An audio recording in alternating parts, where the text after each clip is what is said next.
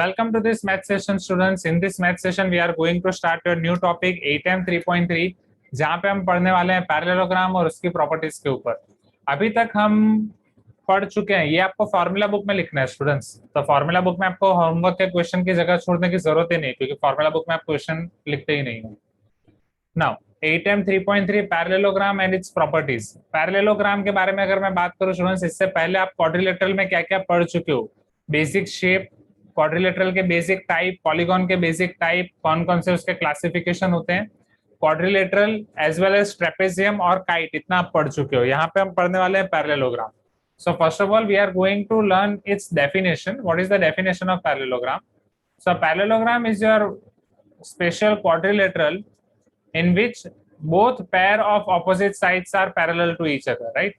यहाँ मान लो कि आपके पास ये क्वाड्रिलेटरल है ABCD। आपको ये पता है कि ऑपोजिट साइड की दो पैर आपको मिलेगी, AB के साथ BC और BC के साथ AD। Am I correct? Please give me some response, right? So if I tell you the definition of parallelogram, I can say that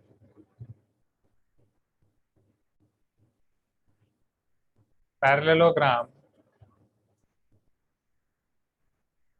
is special case of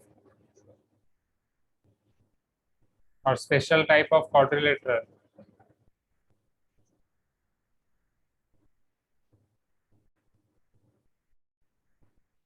in which both pairs of opposite sides are parallel. Both pairs of opposite sides are parallel.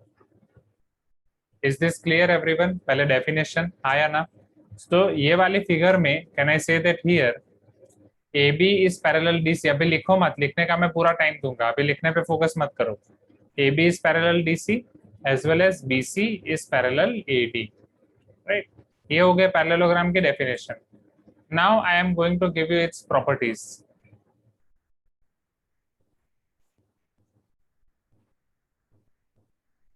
Parallelogram में बहुत सारी properties हैं, सारी properties हम one by one समझते हैं।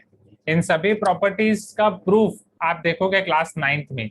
Class 9th में quadrilateral का एक पूरा चैप्टर आएगा, ट्राइंगल का एक पूरा चैप्टर आएगा, पैरेललोग्राम का पूरा चैप्टर आएगा, उसमें आप इसकी सारी प्रॉपर्टीज को प्रूव करोगे with different theorems, right?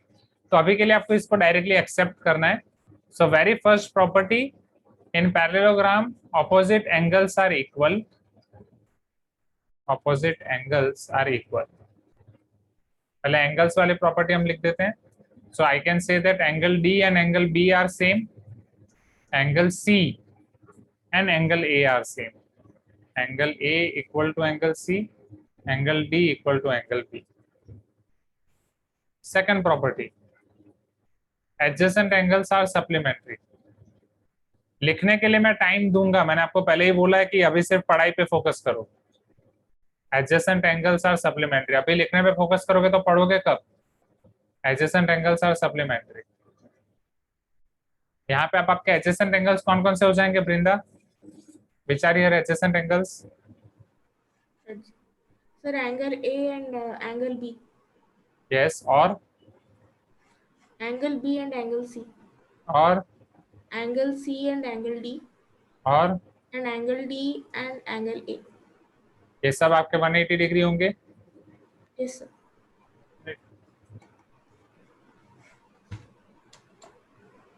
Next, okay, you can mute yourself Vrinda. चलो, अब साइड वाला आपने देख लिया है, एंगल्स वाला आपने देख लिया है, right? Let us discuss about one more property of sides. Here opposite sides are equal. यहाँ पे आपके ऑपोजिट साइड्स इक्वल हो जाएंगे।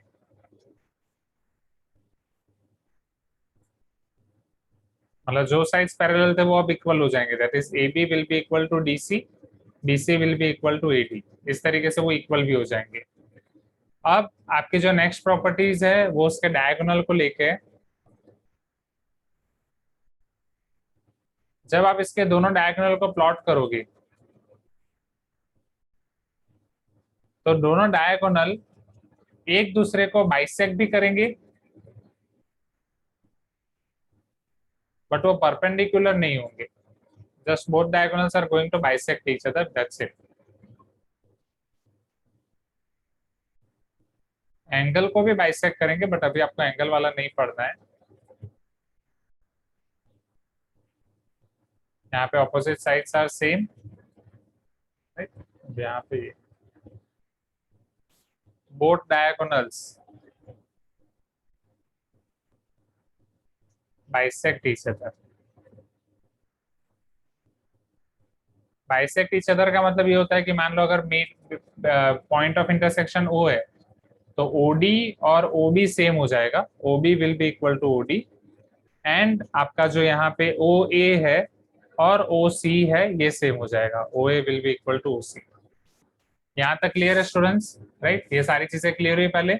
Opposite angles are equal, adjacent angles are supplementary, and opposite sides are equal, opposite diagonals bisect each other. यहाँ पे आपके parallelogram की सारी प्रॉपर्टीज कवर हो जाती है, राइट. इतनी सब प्रॉपर्टीज आपको याद रखनी है.